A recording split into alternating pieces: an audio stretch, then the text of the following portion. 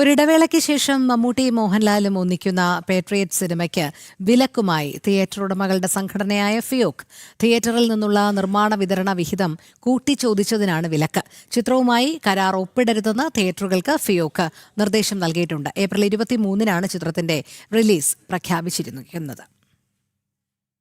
മലയാള സിനിമകൾ തിയേറ്ററിലെത്തുമ്പോൾ ആദ്യ ആഴ്ചയിൽ ഉടമകൾക്ക് 60% വിഹിതവും രണ്ടാം ആഴ്ചയിൽ 55% വിഹിതവും മൂന്നാമത്തെ ആഴ്ചയിൽ 50% വിഹിതവുമാണ് സാധാരണയായി നൽകാറ്. എന്നാൽ പേട്രിയറ്റിന്റെ നിർമ്മാതാക്കൾ ആദ്യത്തെ രണ്ടാഴ്ചയിലും 60% തന്നെ വിഹിതം വേണമെന്ന് ആവശ്യപ്പെട്ട് കരാർ വയ്ക്കുകയായിരുന്നു.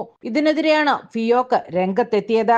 ആദ്യ രണ്ടാഴ്ചയിലും 60% എന്ന കണക്കിൽ സിനിമ ഓടാൻ സാധിക്കില്ലെന്നും അത് വൻ നഷ്ടമാകും തിയേറ്ററുകൾക്ക് നൽകുകയെന്നും ഫിയോക് വ്യക്തമാക്കുന്നു. മൾട്ടിപ്ലക്സ് അടക്കമുള്ള തിയേറ്ററുകൾക്ക് 60-55% എന്നതിൽ നിന്ന് കുറച്ചാണ് നിർമ്മാതാക്കൾ കരാർ കൊടുത്തിരിക്കുന്നതെന്നും ഫിയോക് പറയുന്നു. മമ്മൂട്ടിയും മോഹൻലാലും വീണ്ടും ഒന്നിക്കുന്നു എന്ന പ്രത്യേകതയുള്ള ചിത്രം ഏപ്രിൽ 23-നാണ് തിയേറ്ററിലെത്തുമെന്ന് കരുതിയിരുന്നത്. അതിനിടയിലാണ് ചിത്രം പ്രദർശിപ്പിക്കുന്നതിന് വിലക്ക് വന്നിട്ടുള്ളത്. ജനം, കൊച്ചി.